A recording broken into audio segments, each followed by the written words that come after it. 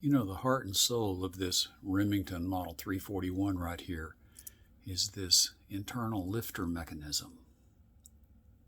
An incredible feat of engineering and worthy of several patents. Let's get it back in that rifle and go do some shooting.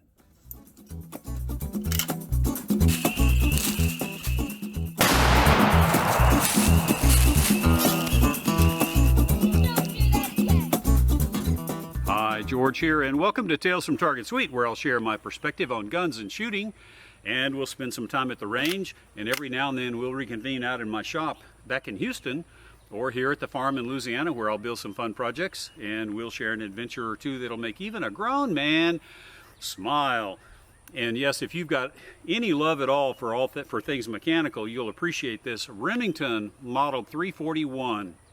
It's called the Sportmaster. And it comes from that, what some people say is the golden age of American gun manufacturing between the wars, between World War I and World War II. It's hard to say fast. And this particular gun was manufactured from 1936 until 1940. And this one was made in 1937.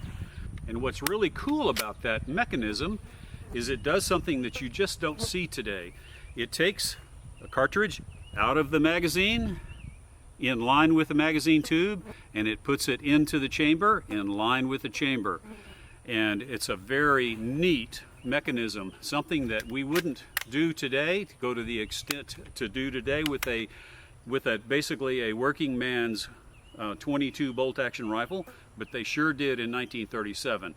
And if you'll stick around a little bit later in the video, I'm going to give you a real close-up of that mechanism and how it works, and you'll get to see how the bullets come out, the cartridges come out of the magazine and go into the chamber in line. It's really cool.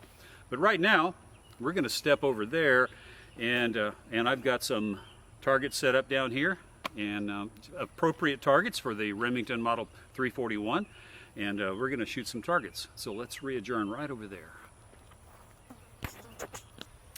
So my history with Remington classic Remington bolt-action rifles goes way back to 1957, when my uncle gave me this Remington Model 510. It's a single shot, and this particular one, when I got my Marlin 39A, I thought I was too good for a single shot rifle, and so I gave this to my cousin, and I got it back from him. He graciously brought it to me and said, "Here, do you want your old rifle back?" I said, "Sure." And so it had been gone from my closet for many decades, but I had to put a new barrel on it, and it still doesn't. It shoots great, but it doesn't eject. But it's very similar to the Remington Model 341. The lines are very similar. The DNA here started with the Model 34. And that was produced from 32 to 35, and then the 341 came out. It had a different safety, had the same mechanism that the Model 34 had, but anyway, it is a very similar looks. And so when I had the opportunity to buy this guy a few weeks ago, I jumped on it. At the time, I didn't know anything about the Model 341, and so I did a little bit of research and realized, hey, I can enjoy that, and I bet you guys can enjoy it as well. So here we are, and while I load this up, let me give you a close-up, a flyover of both of these rifles, and you can see how similar they are, and yet they're very different, because this one, the Model 341, obviously is a 15-round tube-fed bolt gun, whereas the Model 510 is a single shot. But I've got some really small targets there. We're at about 25 yards. Let me see if I can hit anything.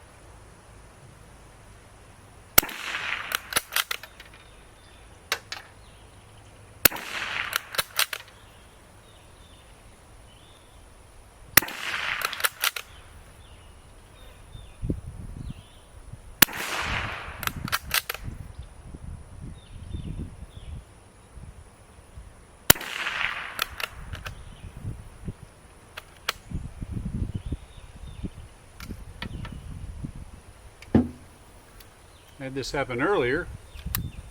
The mag tube came unscrewed and then it wouldn't feed again.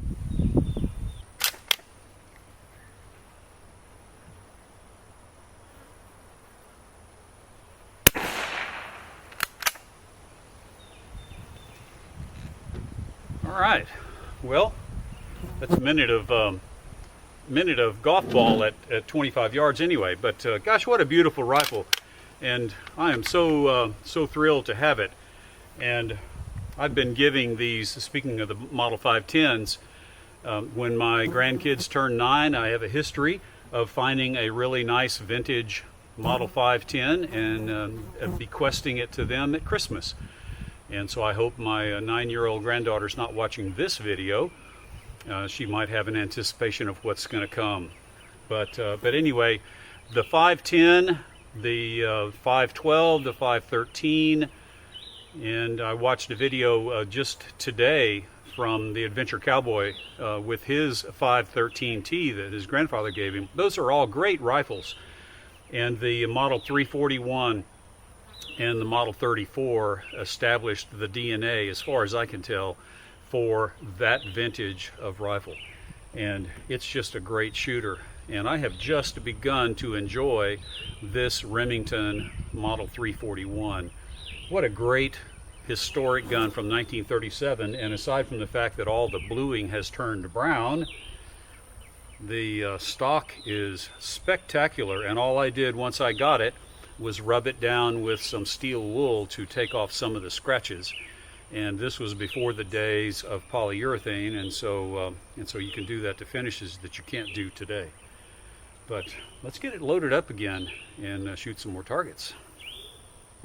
And don't forget, we're going to take a look at that mechanism, and I think you're going to really enjoy it because it's quite the mechanism.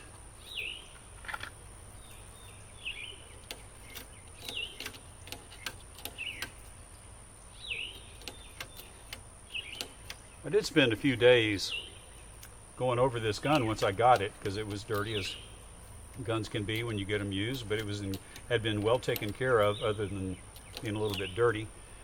And so again, gosh, what a beauty.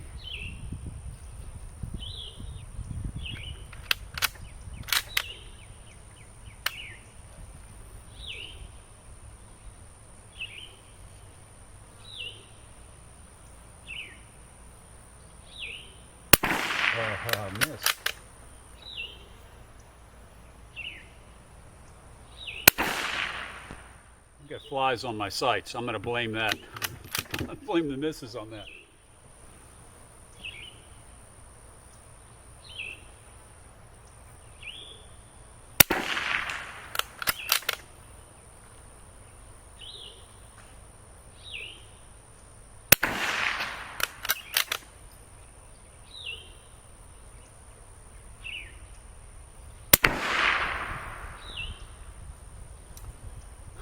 That was pretty cool.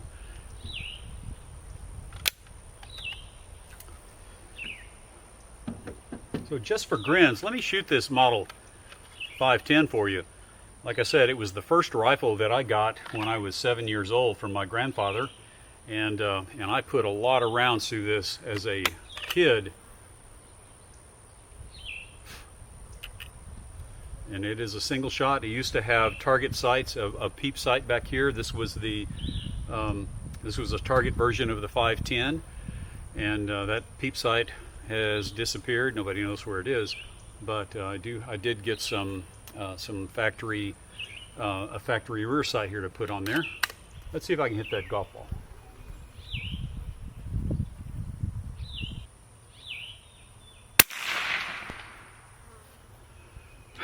Well, I moved the pile, but I don't know if that's I don't know if I hit the top golf ball or not. But anyway, the Remington Model 341, gosh, what a great gun.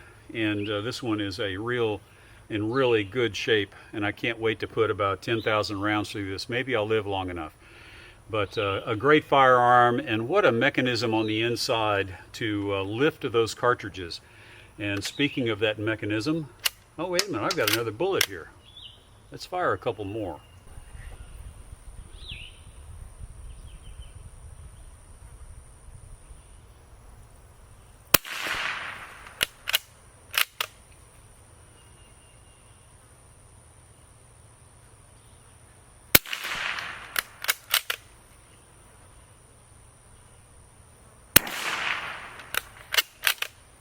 That one actually has a hole in it.